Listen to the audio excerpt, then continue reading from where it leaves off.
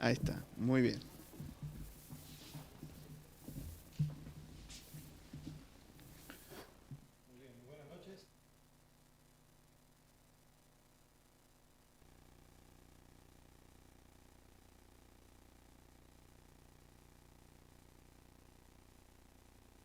Hablarnos, para enseñarnos.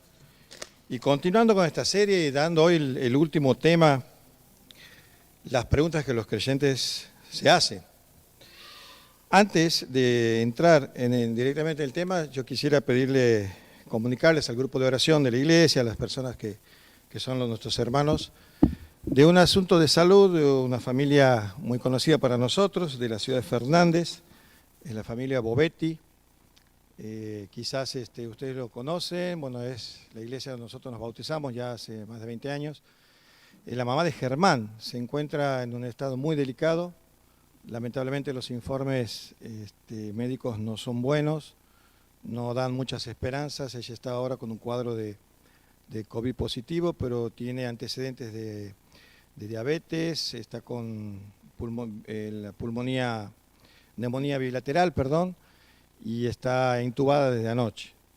La verdad que les pido que estén orando, tanto para que Dios haga su voluntad y pueda manifestar y toda su familia pueda conocer los propósitos que Dios tiene, tanto para vida como para muerte, en todo Dios se va a glorificar, pero que estén orando por ella, por la señora Bovetti y la ciudad de Fernández, por su familia, sobre todas las cosas. Bueno, muchísimas gracias por atender. Hoy, como decía recién mi hermano Carlitos, y durante los domingos anteriores hemos venido disfrutando de una campaña de las preguntas que los creyentes se hacen y hemos podido aprender un montón de temas, de preguntas que son comunes, tanto entre los creyentes como entre los no creyentes, y preguntas que a veces pasan desapercibidas pero que tienen un significado bastante profundo, como el que vamos a ver hoy. Hoy nos toca ver si realmente todos somos hijos de Dios. La pregunta que se hacen los creyentes es, ¿todos somos hijos de Dios? ¿Por qué hacemos esta pregunta? ¿De dónde sale? La verdad que esto ha traído mucha confusión porque en el mundo se ha propagado como un virus o como una idea general de que por ser criaturas de Dios, por venir nosotros todos de una misma mano creadora, de un solo Dios, y por lo tanto somos criaturas, somos hermanos entre nosotros, y que este mismo Dios creador es nuestro Padre. Si bien es cierto, hay una media verdad en eso porque somos hijos de creación, pero cuando la Biblia se refiere es muy determinante a lo que son criaturas de Dios, a lo que significa ser hijos de Dios. Está hablando de una posición, de un linaje, de una relación personal. Pero ¿en dónde empezó esta situación? ¿En dónde se originó? Nosotros para ver esa diferencia que tenemos entre hijos de Dios y creación de Dios, todos somos criaturas, pero no todos somos hijos de Dios. Debemos recurrir al origen de esta situación que fue en el Génesis.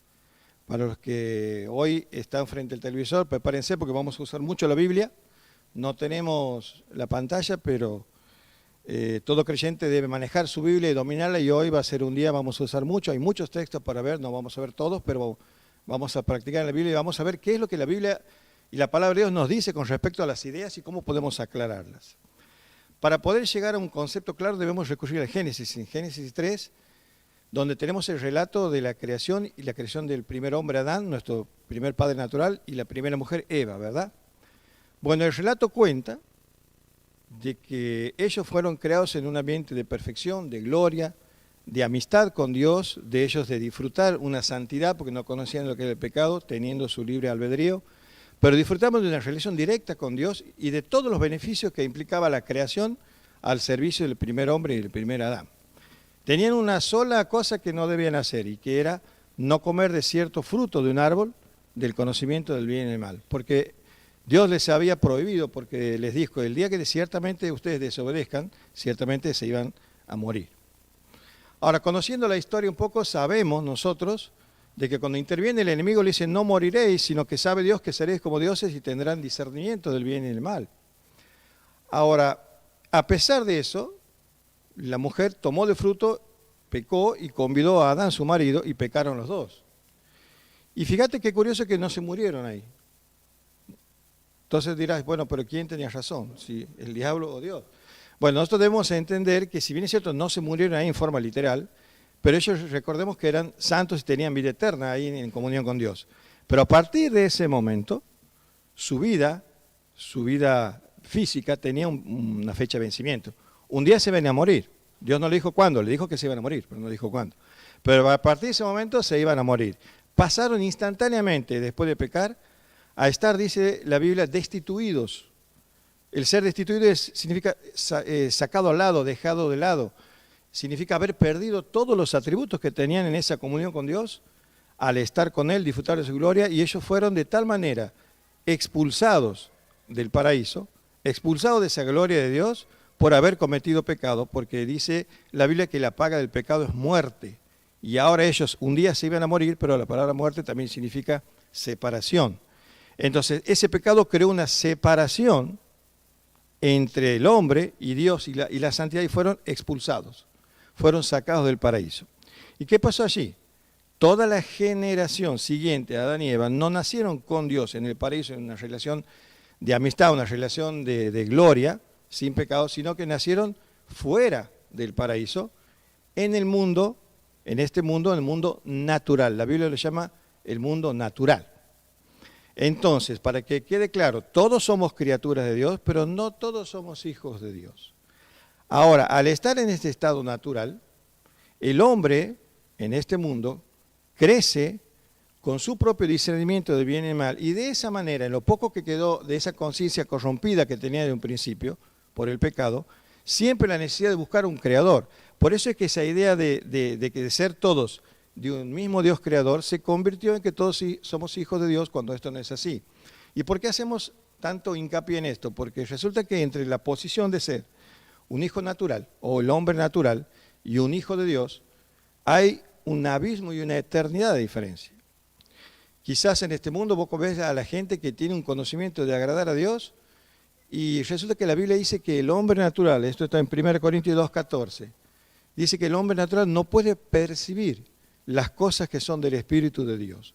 Ahí cuando utiliza la palabra percibir, no puede discernir, no las puede entender, no las puede captar, porque las cosas espirituales que pertenecen a Dios, al Espíritu de Dios, dice que se deben entender o discernir en forma espiritual.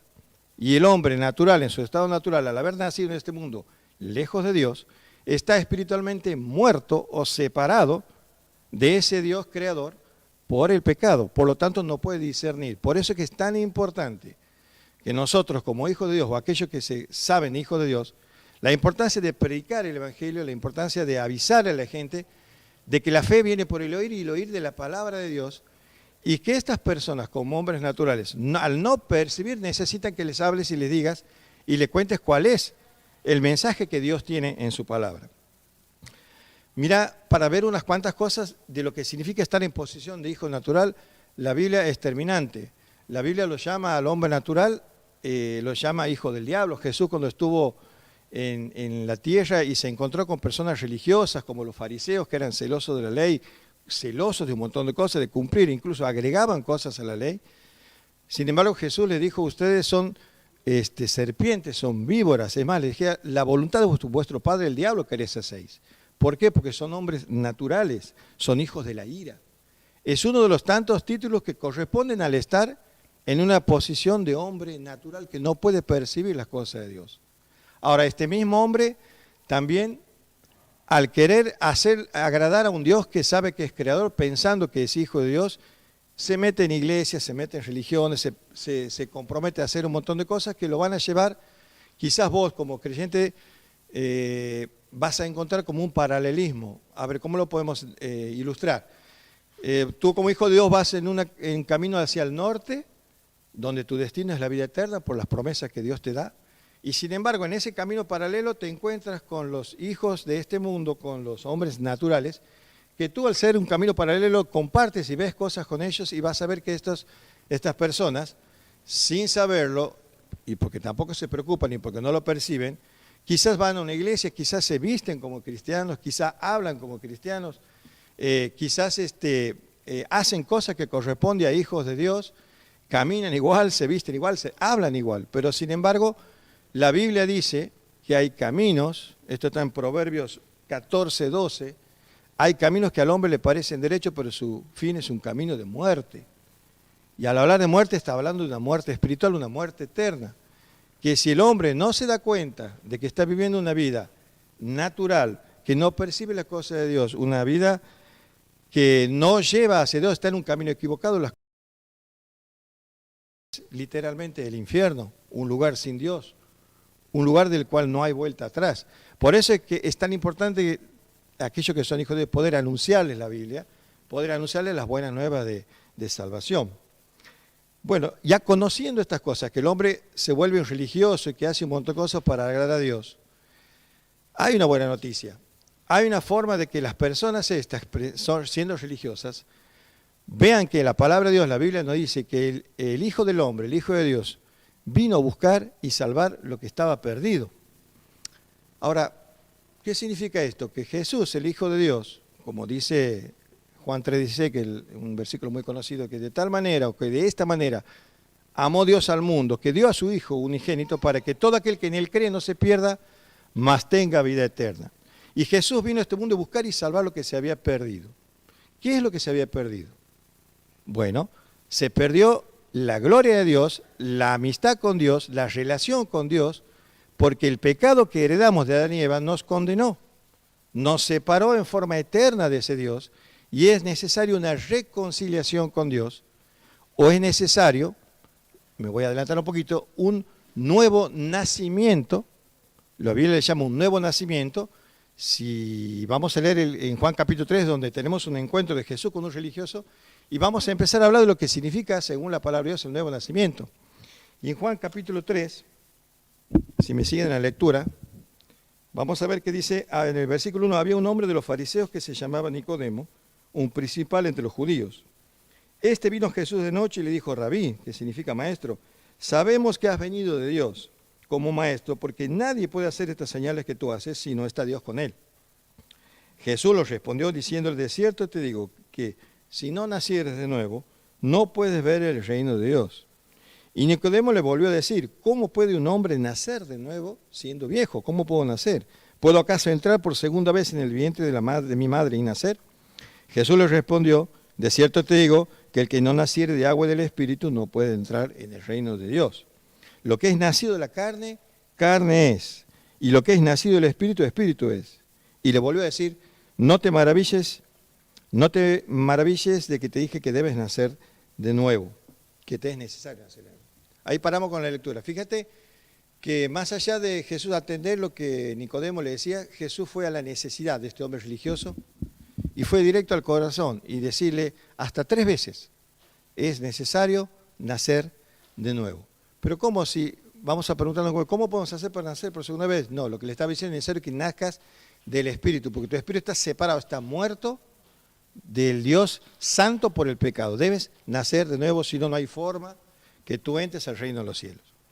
Ahora, esto responde a nuestra pregunta, ¿verdad? Porque después de leer, entonces, ¿cómo hago?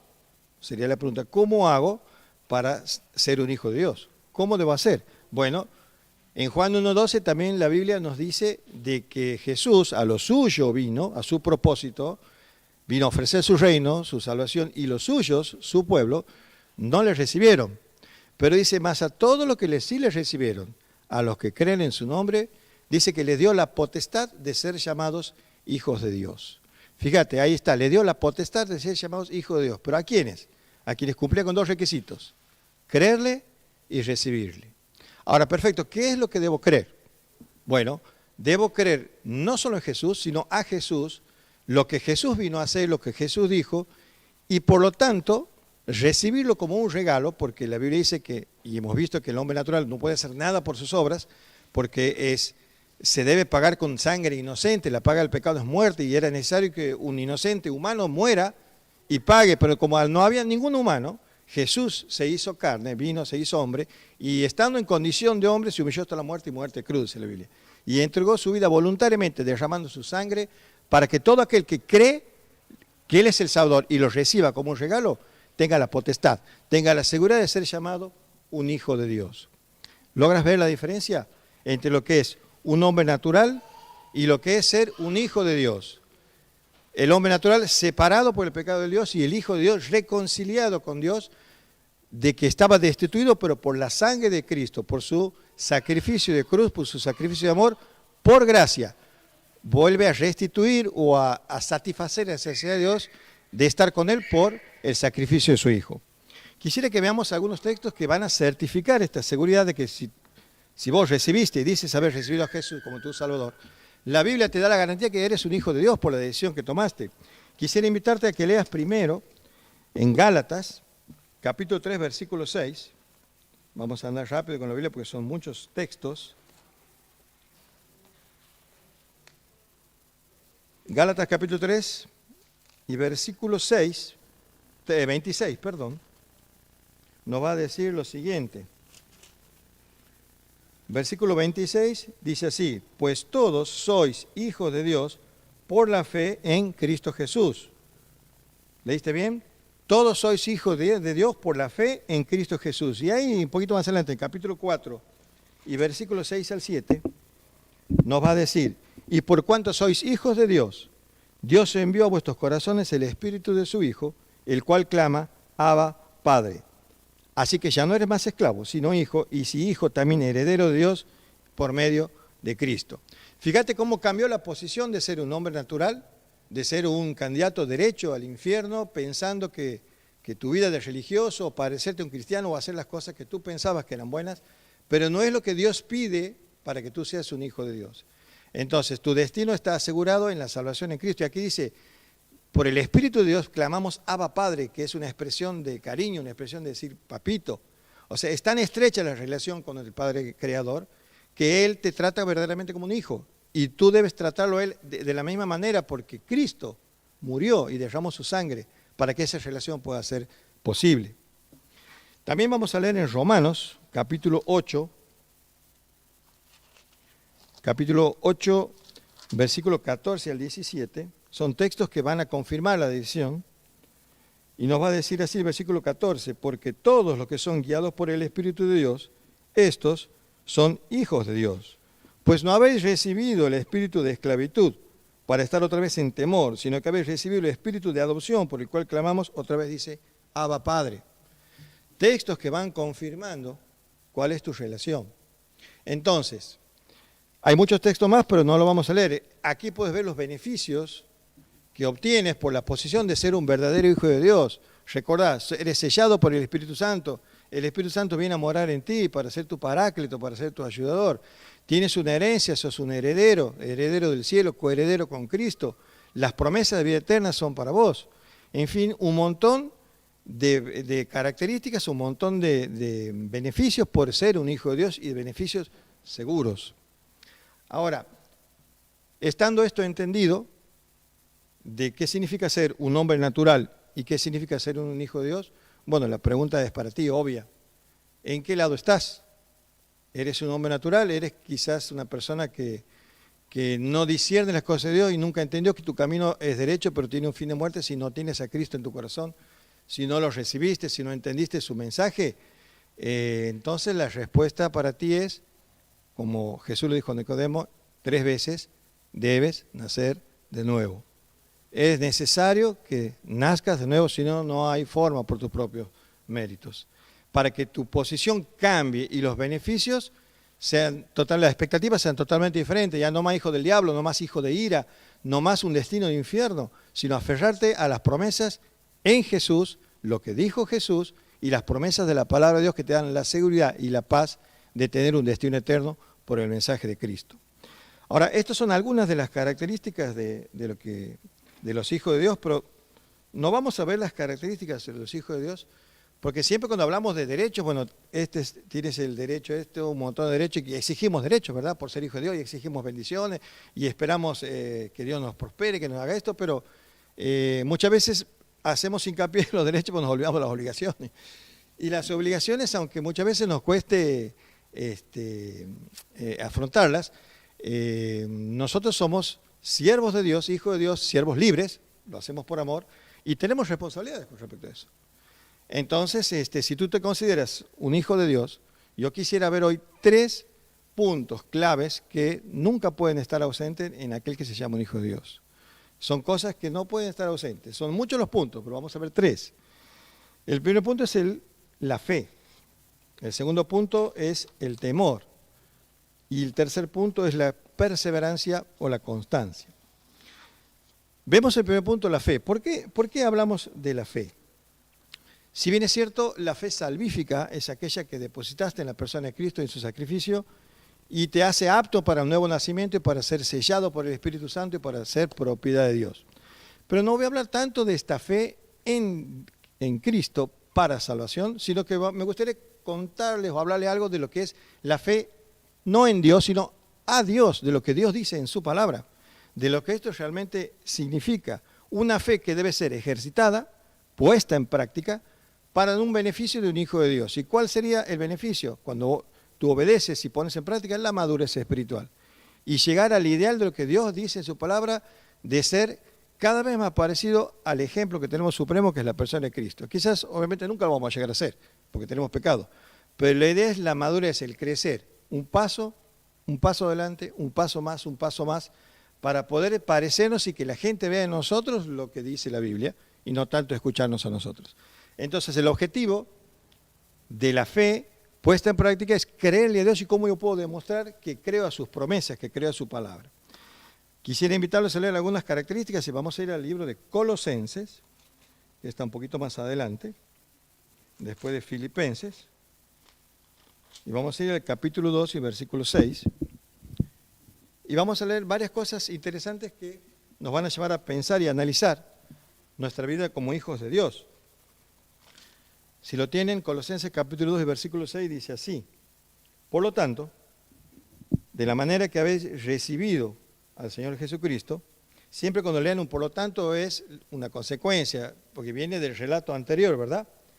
Entonces, para que ustedes después se entren en contexto, leanlo cómo empieza el capítulo 2, así no lo hacemos tan largo, y va a dar aquí el apóstol Pablo una consecuencia, diciendo, por lo tanto, de la manera que habéis recibido al Señor Jesucristo, andad en Él, arraigados y sobreedificados en Él, y confirmados en la fe, así como habéis sido enseñados, abundando en acciones de gracias. Y aquí me gustaría ver varias palabras interesantes de lo que dice aquí el apóstol Pablo. Ahí vamos a ver que dice, así de la manera que habéis recibido al Señor Jesucristo, dice, andad en Él. ¿Qué significa andar en Él? Significa andar en la fe. Cuando hagas un estudio más profundo, vas a ver que esa palabra andad, no la vamos a nombrar en griego porque a veces es difícil, pero vamos a ver qué significa en su idioma original y qué es la idea que el apóstol o el escritor obviamente quería transmitir. Y ahí el andar es un verbo presente activo. Significa que es algo constante. No es que vos debes andar en la vida cristiana únicamente cuando los demás te vean, sino que debe ser un estilo de vida. Debe ser en forma constante, así estés en la casa, así estés en la calle, estés en tu trabajo, estés donde estés, el estilo de vida de un hijo de Dios debe ser notable, debe ser constante. El estar andando permanentemente significa estar como entrenando, estar andando, estar caminando, significa vivir por la fe, lo cual yo dije tener un día para demostrar. Ahora, no solamente esa palabra andar está en presente activo, sino vemos ahí que está también la palabra arraigados. ¿Y esta palabra arraigado qué significa? A veces me imagino que estar arraigado significa estar prendido, ¿verdad? Estar agarrado, como cuando uno tiene miedo de que se va a caer. O cuando alza a sus hijos, lo levanta al aire y los chicos se prenden, tienen miedo. Bueno, aquí la palabra arraigado significa echar raíces. O sea, el echar raíces significa tener la seguridad inamovible de que por más que soplen vientos fuertes, tú tienes las raíces bien puestas y nada te va a mover. Quizás las ramas se muevan un poco, pero tu raíz está firme. Y eso es lo que te mantiene con vida, eso es lo que te mantiene con esperanza. Por eso es que dice, andar constantemente, vivir por fe, practicarlo todos los días, es una otra constante, arraigado, prendido en las raíces, bien prendido, manteniendo la fe activa. También está la palabra sobreedificados. ¿Y por qué no dice edificados, sino dice sobreedificados? Porque nuestra fe está puesta en la roca. Nuestra fe está puesta en la piedra principal, donde nosotros como rocas pequeñas vamos a construir, dice la Biblia, un edificio y vamos a sobreedificar. Sobreedificar significa porque estamos arriba del cimiento inamovible, que es la roca, que es Cristo, ¿verdad? Esa palabra sobreedificado significa construir sobre Él, sobre su persona. Él es el cimiento inamovible y Él no va a fallar. Está la ilustración de que mares y ríos pasarán, pero la casa no se va a caer, si el cimiento es Cristo, ¿verdad? También tenemos una palabra interesante que es la palabra confirmados, que significa establecido. O sea, una vez decidido, presente, firme, con presencia. Estoy establecido, es algo que tiene que ser común, que la gente ya no tiene que ver esas actitudes como algo extraño en vos o algo que sobresale en vos, sino que debe verlo como algo habitual. Debe verlo que ante situaciones difíciles tu fe está bien arraigada, no has perdido el rumbo. Eso significa lo confirmados. Y la última palabra que la marqué dice abundando. Aquí en el texto dice abundando en acciones de gracias. ¿Qué significa abundando en acciones de gracias? Bueno, el ser agradecido. El ser agradecido en esa práctica constante cada día de que hoy es un día nuevo, hoy puedo respirar, hoy puedo tener libertad, hoy tengo salud, hoy tengo trabajo, hoy puedo moverme. Ante tantas adversidades que hay en el mundo, ante tantas cosas que quizás el hombre natural se deprime, el hombre natural pierde las esperanzas, pierde la visión, pero el Hijo de Dios está firme, sobreedificado, confirmado, arraigado, echado raíces y abundando en acciones de gracias. Que siempre tienes que ser un agradecido, porque en este mundo estamos de paso y lo que tenemos, sea mucho o poco, es por gracia.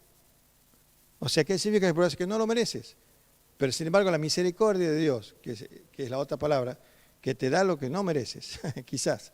Entonces la actitud del Hijo de Dios es ser siempre abundando en acciones de gracias. También me gustaría que lo combinemos con Efesios capítulo 4. Efesios está un poquito más atrás. Efesios capítulo 4 también nos va a enseñar. Les dije que vamos a usar la Biblia, vamos a usarla. Es bueno practicar. Efesios capítulo 4, versículo 1 al 6, nos va a decir, yo pues, dice el apóstol Pablo, preso en el Señor, otras traducciones dice sirviendo en cadenas o encarcelado, yo pues preso en el Señor, estando preso dice, les ruego, les imploro que, repite la palabra, andéis como es digno de la vocación con que fuiste llamado, con toda humildad y mansedumbre, soportándoos con paciencia los unos a los otros en amor, solícitos, prestos, en guardar la unidad del Espíritu en el vínculo de la paz, un cuerpo y un espíritu, como fuiste también llamados en una misma esperanza de vuestra vocación, un Señor, una fe, un bautismo, un Dios y Padre de todos, el cual es sobre todos, por todos y en todos. ¿Ves cómo todo el apóstol Pablo en su idea general del andar, porque la vida cristiana es un andar constante y habla de las relaciones tanto con las personas que no son creyentes como entre los cristianos y cómo hay que aplicar todos los principios para mostrar que verdaderamente somos hijos de Dios, soportando, andando en la unidad del Espíritu, en el vínculo de la paz. ¿Qué significa este juego de palabras? La unidad viene por la paz. Allí donde no hay paz, no hay unidad. Al contrario, hay guerras en todos los niveles, en niveles sobre todo familiares, ¿eh? Donde es importantísimo marcar la diferencia porque en la familia sos verdaderamente como sos. Ahí se descubre el verdadero vos y cuando estás solo. Pero nosotros no debemos olvidar que Dios mira el corazón y nos ha dado una responsabilidad, nada más y nada menos que ser su representante aquí en este mundo perdido. Y que Dios te ve, que Dios conoce tu corazón y en la familia yo creo que es el punto clave donde la paz debe reinar. Pero no la paz que el mundo da, sino la paz que Dios da. Esa paz que tiene gracia, esa paz que tiene misericordia, esa paz que cuando hay agresión no respondes con agresión, cuando hay doble sentido, cuando hay ironías, cuando hay un daño interno, cosas a veces irreparables, vas a dar cuenta de Dios delante de todo eso. Habiendo tantas instrucciones que más adelante vamos a ver, que es el punto que viene, dice en Hebreos, porque si vos no te animas a hacer todas estas cosas que como un hijo de Dios debes hacerlas con tus responsabilidades, bueno, la Biblia te presenta en Hebreos 11 una nube de testigos, una galería llena de testigos como cuadros de personas que por la fe hicieron proezas, dice la Biblia. Dice que conquistaron reinos, que fueron de reconocimiento. Entonces, quizás tú no llegas a eso, Quizás no vas a llegar a estar en un cuadro como un héroe de la fe, pero no puede ser menos. El concepto no puede ser menos si pasamos por alto las responsabilidades de ser un hijo de Dios con todas las cosas que tenemos por delante, con todo lo que la Biblia enseña, arraigados, prendidos. El vínculo de la paz es fundamental para que el Espíritu sea uno solo, para que el Espíritu Santo pueda actuar en cada una de las personas de igual manera. Es por eso tan fundamental que seas un hombre espiritual, controlado, guiado y dejándote llevar por las enseñanzas del Espíritu Santo manifestadas en tu vida. No olvides, la familia es fundamental. Otro punto que, como les decía, que si por ahí no te animas, bueno, tenemos en Hebreos 11, que no lo vamos a leer, pero ahí hay inmensidad de héroes que son gente conocida, ahí los nombra Enoc, Noé, Sansón, infinidad, que por la fe hicieron proezas. ¿Qué proeza te tocará hacer a vos?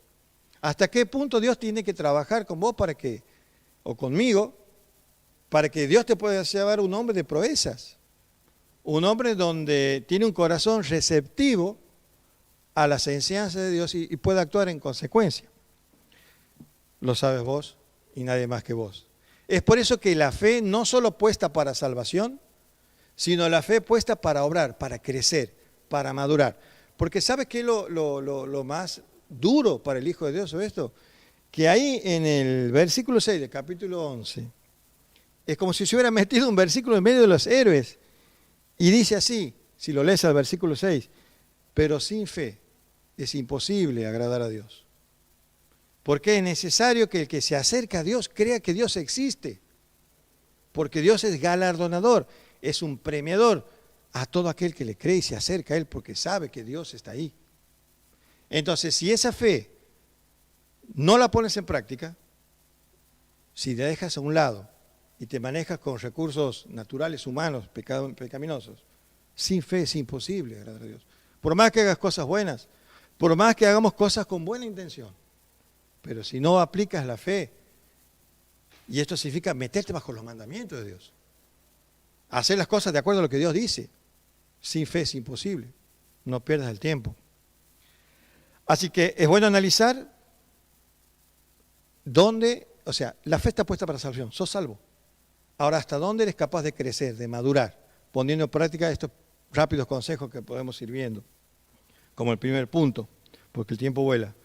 El segundo punto que vamos a ver es el temor. Ahora, esta palabra temor muchas veces en los textos bíblicos tiene varios usos. La palabra temor habla de infundir miedo, de temor, de miedo, mejor dicho, pero también significa un temor de reverencia, de respeto, de reconocimiento. Y en este caso yo quisiera leerles el Proverbios capítulo 1, versículo 7, y vamos a hacer un juego de palabras ahí para interpretarlo. Proverbios capítulo 1, versículo 7 dice así: el principio de la sabiduría es el temor de Jehová. El principio de la sabiduría es el temor de Jehová. Y esto ya muchas veces lo hemos visto en las clases de grupo con los chicos, pero siempre es bueno recordarlo y tenerlo en cuenta porque vamos a hablar del temor. El versículo, si lo ponemos parafrasear y ponerlo un poco más sencillo, dice el principio de la sabiduría. Vamos a cambiar la palabra principio por comienzos. El comienzo de la sabiduría, sacamos sabiduría y ponemos conocimiento. El comienzo del conocimiento de Jehová, de Dios, es el temor. ¿Qué significa esto? Que yo, como cristiano, nunca, o como hijo de Dios, puedo tener una actitud de soberbia de decir que lo sé todo. O por el solo hecho de decir que soy creyente, que tengo años en la vida cristiana, soy más que otro y sé cosas, entonces me tiro de espiritual. Aquí dice que el principio o el comienzo del conocimiento de la persona de Dios empieza en el temor. Ahora, si quieres tomar el miedo, también juegan un combo, pero aquí está hablando de reverencia. Que si tú quieres conocer a Dios en intimidad, necesitas reconocerlo. Reconocerlo como tu Señor, como tu Salvador, pero sobre todas las cosas como el Dios creador, dueño de tu vida, y una palabra que muchas veces en la antigüedad sonaba fuerte, que es tu amo. ¿Sabes que la palabra Señor en tiempos antiguos tenía una implicancia tremenda? Porque si vos reconocías a una persona como tu amo, tu Señor, te estabas poniendo abajo de su autoridad y vos ante tu Señor y tu amo no tenías derecho a nada. No tienes derecho a reclamar, no tienes derecho a quejarte, a exigir nada, Porque eres un esclavo. Tan simple como un esclavo. Entonces, tu amo, tu Señor, tenía potestad sobre tu vida, tu familia, tus bienes, era dueño de todo, tenía hasta el poder de decir tu muerte. Ese poder tenía. Y Jesús, andando con sus discípulos, una vez le dijo también, ¿por qué me llamáis Señor, Señor, y no hacéis lo que yo les digo? Lucas 6, 46. ¿Por qué me llamas Señor? Una contradicción, un juego de palabras. Le decía a sus discípulos, ¿por qué me reconoces como tu Señor? ¿Por qué te pones supuestamente bajo mi autoridad, mi mando? ¿Me reconoces como tu amo y sin embargo no haces lo que yo digo? Entonces, ¿qué clase de esclavo sos? Entonces no es tu Señor. Estás mintiendo. No estás teniendo temor. Entonces dice, el principio de la sabiduría, el comienzo de mi conocimiento de Dios está en someterme a sus mandatos, someterme a su autoridad, someterme a su amor, a su paciencia, a su gracia, a su misericordia y a sus promesas para la vida de todo aquel que se profesa un hijo de Dios. Y muchas veces, incluso humillarte. Humillarte porque la Biblia también dice que se humilla será exaltado. Todo promesa porque todo tiene un propósito. Dios no es un Dios maltratador. Fíjate que la palabra soberano, y esto lo agrego, en el idioma original es déspotes, de donde viene la palabra déspota. ¿Y no te suena un poco complicado que Dios sea un déspota? Yo me digo, ¿cómo va a ser un déspota? No. Lo que pasa es que la palabra despotes o soberano significa que tiene todo el poder, que no tiene que dar explicaciones a nadie, que Él es el dueño absoluto. Él no tiene que dar explicaciones porque Él es el Dios creador, es el Todopoderoso. Entonces, al ser déspota, en el buen sentido, Él es un soberano que tiene las promesas, todo para que vos puedas crecer, la vida cristiana, y puedas agradarle y puedas ser obediente como Él pretende que seas. Un soberano simplemente ordena y tú eres un esclavo pero libre a la vez, lo sirves por amor. El temor a Dios es lo que hace que tú puedas crecer. El temor es lo que te pone límites.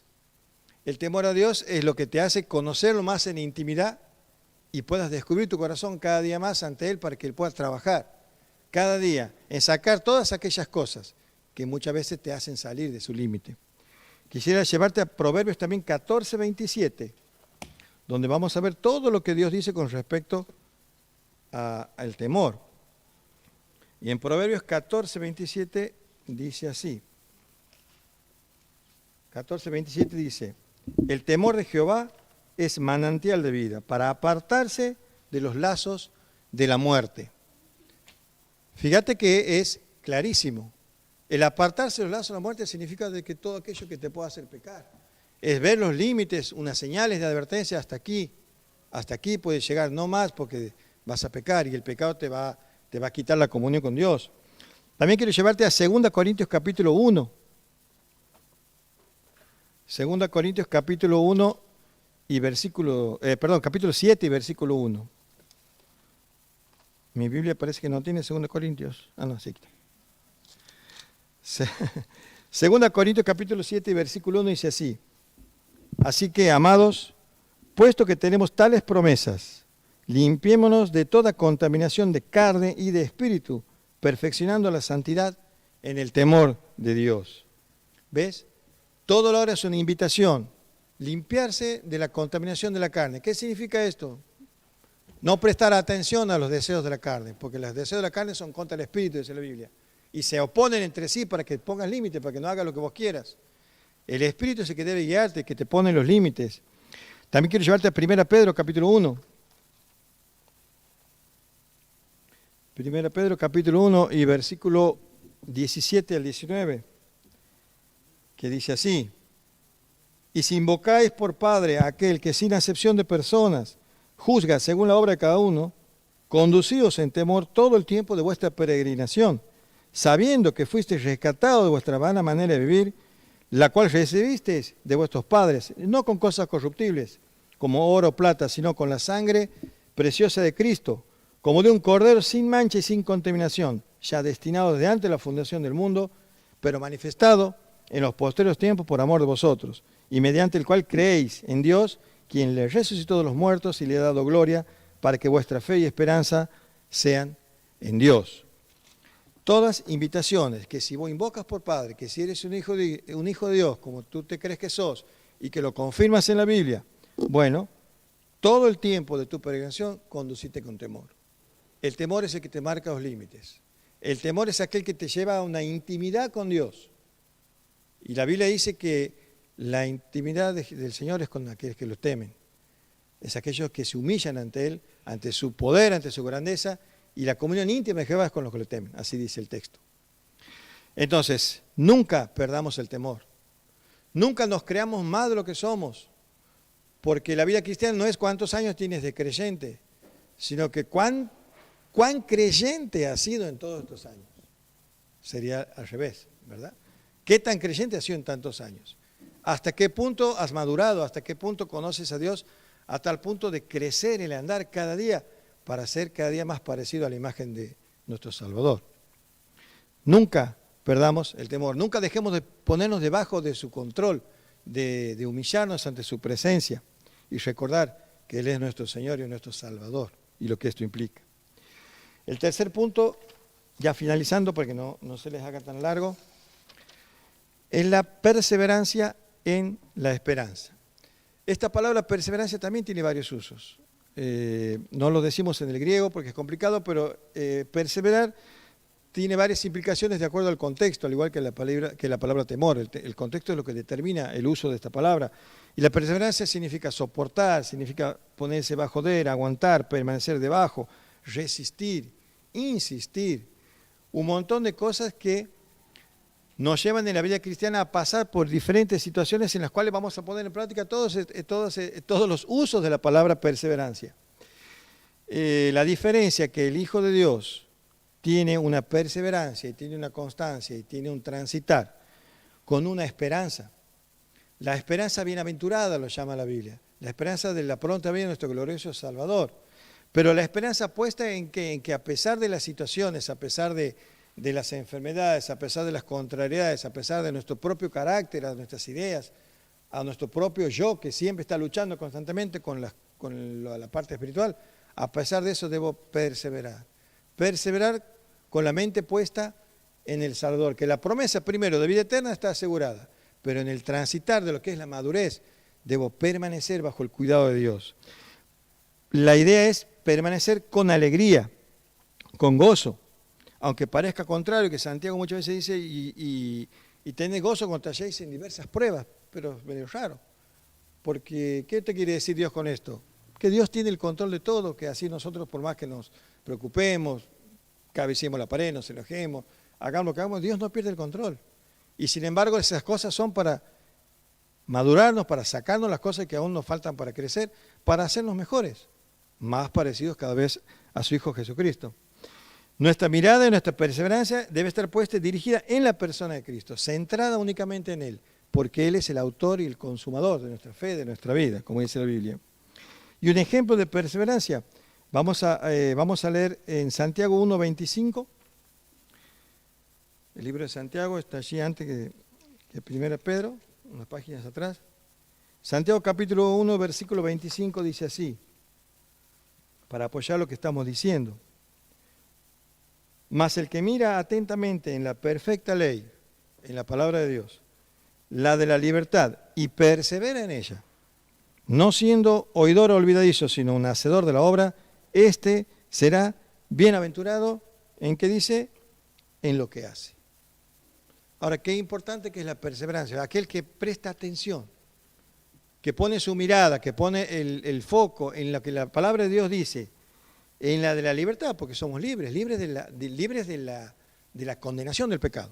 Si bien el pecado en nuestra carne muchas veces domina, pero libre de la condenación estamos, y si prestamos atención en las enseñanzas, en lo que significa ser un hijo de Dios, la ley de la libertad, y persevera en ella, ¿qué significa? Que sigue, que insiste, que está abajo, sabiendo que tu esperanza está puesta allá. Aquí la promesa es, no siendo un olvidador, serás bienaventurado, serás feliz, y serás más que feliz, y te irá bien, porque Dios mira el producto terminado. En el proceso que nosotros quizás entramos en duda, Dios mira el producto terminado, ya está.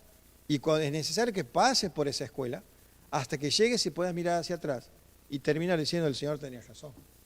Era necesario que pase por esta cosa, porque hoy el resultado, mirando hacia atrás, yo puedo ver los frutos.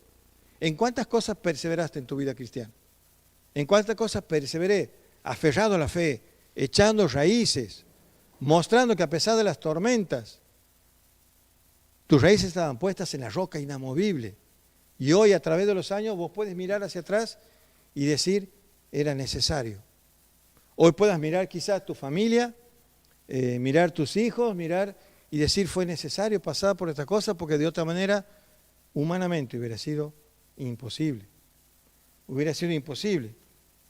Y recordemos que nuestras batallas no son contra carne.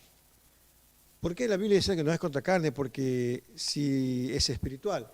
Porque si la batalla fuera carnal, si fuera hombre a hombre, quizás tuviéramos una oportunidad de vencer, porque dependería de mi fuerza, y si yo me voy a pelear con alguien, tengo un 50% de ganar y un 50% de perder. Pero ya por lo menos depende de mí y puedo ver hasta cuándo me defiendo. Pero la Biblia dice que la guerra no es carnal, es contra principados, contra potestades, es incluso hasta con el yo mismo, y las armas, por lo tanto, tienen que ser espirituales. Las armas que Dios da en herramientas para utilizarlas al momento necesario y con el enemigo justo, el arma justa para el enemigo justo, que solo podemos ponerlo en práctica con ello. En Tito 2, 11, 14 nos da la estocada final, digamos, de nuestra esperanza, de dónde debe estar puesta. En Tito capítulo 2 y versículo 11 dice lo siguiente. Porque la gracia de Dios se ha manifestado para salvación a todos los hombres, enseñándonos que renunciando... disculpa, ¿qué estoy diciendo? Tito 2:11, ¿verdad? Así veo bien, perdón. Porque la gracia de Dios se ha manifestado para salvación a todos los hombres, enseñándonos que, renunciando a la impiedad y a los deseos mundanos, vivamos en este siglo sobria, justa y piadosamente, aguardando la esperanza bienaventurada y la manifestación gloriosa de nuestro gran Dios y Salvador, Jesucristo, quien se dio a sí mismo por nosotros para redimirnos de toda iniquidad y purificar para sí un pueblo propio, celoso de buenas obras. Celoso de buenas obras. Creo que la palabra de Dios es más que clara para mostrarnos de cosas, hemos visto, de tres actitudes o de tres cosas que no pueden faltar en un hijo de Dios. Es la fe, usada no solo para salvación, sino para crecimiento. El temor a Dios, fundamental, que te pone los límites. Y la perseverancia, la insistencia, confiando en el propósito de Dios, sabiendo que nuestra esperanza aventura está pronto a ser manifestada, que pronto vamos a ser librados, pronto vamos a ser sacados de este mundo, si es que el Señor viene antes o si nos vamos antes nosotros a casa. Pero Dios tiene el control. Y eso no debe olvidarse jamás. ¿De cuál es nuestra responsabilidad? No sé si te ha quedado claro entre lo que es ser un hombre natural y lo que significa ser un hijo de Dios. Pero te invito esta noche a que si analices de que quizás eres una persona que camina como un cristiano, se viste como un cristiano, que se peina, habla, maneja una Biblia, va a una iglesia, pero quizás no entendiste que ese camino te lleva a la muerte eterna y no a la salvación. Viene la exhortación de nuestro Salvador, que dice, debes nacer de nuevo. Sin Cristo es imposible. Sin fe es imposible agradar a Dios en todo. Obviamente, nacer de nuevo, sin Cristo estamos con una condenación asegurada. Gracias por su atención. Invito a que aquellos que puedan considerar que hoy consideres y invites a Cristo a que sea tu Salvador, a que nazca de nuevo y puedas gozar de infinidad de promesas en la posición del Hijo de Dios, pero sabiendo que la vida eterna está asegurada por el sacrificio de Cristo.